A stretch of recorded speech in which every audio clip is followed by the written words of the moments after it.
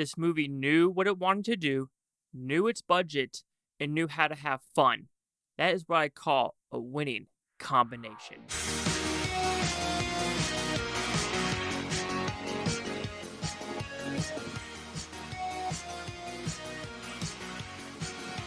Chase Lehocky here with the Blue Futon reviewing Slotherhouse, which is about pretty simple premise. There's a girl who's about to join a sorority, but is not that popular, and she's like, but I want to be president.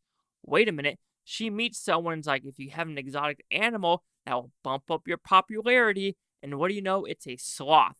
But is this sloth slow? Or is it slow as me trying to talk? Or are sloths just fooling the entire world and they're actually fast creatures that are predators? We will find out. So, did I like this film? This film is cheesy, campy, fun, through in and throughout. Like I said in the beginning, this movie knew its budget, knew what the actors were supposed to do, and knew the shenanigans of the actual premise, and they made it work.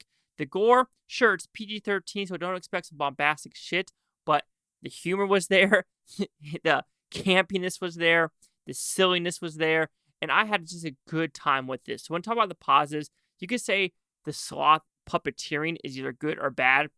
You know for a fact it's a fake sloth, and they did it to look kind of real, kind of unrealistic, and just the silliness of the sloth knowing how to drive, knowing how to work a computer, and like I said, maybe sloths are the new gorillas, where they actually are more human than we think. The acting is cheesy but fun. The characters are cheesy but fun. You have like the innocent girls, then you have the really bitchy, like mean girls. And this is a fun little premise. Yes, it's cheese galore. Random dodgeball fights in the middle of nowhere that make no sense. But sure, it's in there to have a poop joke. Congratulations, it works.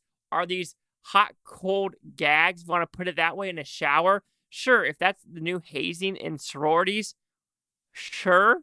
If you want to call that hazing, sure, it is what it is. But like I said, it's a very simple story and very cheesy, very fun. Like I said, the kills, even though they're PG-13 kills, there's a decent amount of blood, and there is stuff that you know is going on, like, slashes to the gut, slashes in the neck, slashes across the face. I do wish even though the kills are more montages of the sloth taking selfies of him killing or her killing the other sorority chicks. However, I do wish there was more murder and mayhem on that level instead of just simple montages to show what this sloth is doing. Also, how I talked about the shower scene, there is somewhat deaths that happen, and it's very, I want to call it fast-paced, but it just happens, and you're like, oh, what happened? How many people died?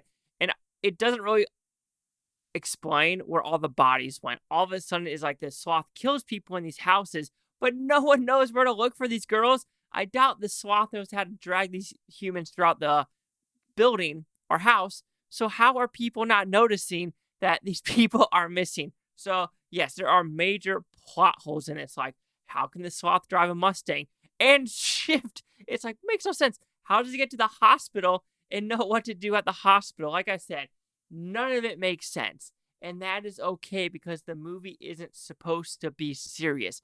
It knows what it's supposed to do. It knows it's cheesy. It is supposed to be just straight stupid.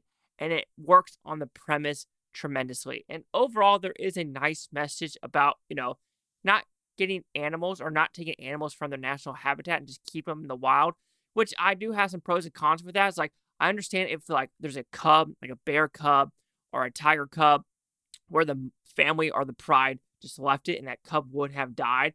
And so we take that cub in and nourish it and put it back in the wild or try to make it have a fulfilling life instead of dying by hyenas. I think that's completely different than, poaching elephants, taking their ivory, completely freaking different. And so this is the same way of like, you know what? Keep the sloths in the wild, even though maybe move a sloth if it's in the middle of the road and you're afraid you're going to run it over. Sure, but no reason to have exotic pets. I do agree on that premise.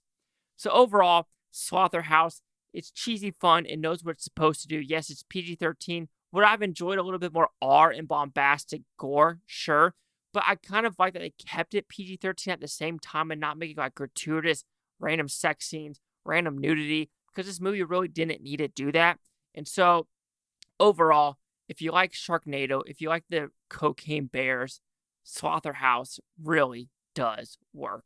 So Slotherhouse will receive a 3.5 out of 5 Futons, which equals at 70%.